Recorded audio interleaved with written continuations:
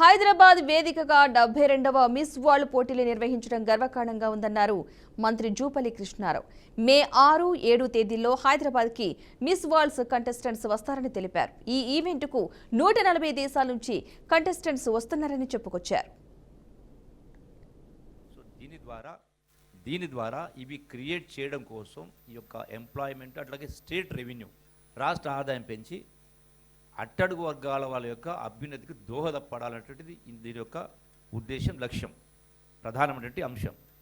రెండవది, ఇక్కడ మహిళా సాధికారత అంటా ఉన్నాం. అంటే మహిళలు ఇక్కడ చూస్తూ ఉన్నాం. అంటే ప్రపంచంలో ఉన్న మహిళలు ఇవి ఎక్కడెక్కడో దేశాలకు వెళ్తూ ఇందులో పార్టిసిపేట్ కావాలంటే మనం ఒక ధైర్యానికి మనం అభినందించాలా, వాళ్ళకి పార్టిసిపేషన్ అభినందించాలా, వాళ్ళకి స్పిరిట్ను అభినందించాలా, ఆ కోణంలో చూడాలా.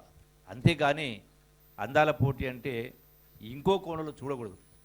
అంటే ఏ కోణంలో చూస్తే ఆ కోణంలో అవుపడుతుంది. లక్ష్యం, ఉద్దేశం అనేది అంటే మన యువతకు కూడా, మన రాష్ట్రంలో ఉన్నటువంటి మహిళా సోదరిమణులకు కూడా ప్రపంచంలో అయినా ఇటువంటి కార్యక్రమాలు ప్రపంచంలోకి వెళ్ళి ఎక్కడికైనా వెళ్ళి బతికి రావచ్చున్నటువంటి ఒక ధైర్యాన్ని, ఒక సాహసాన్ని ఇవ్వడం కోసం. అట్లాగే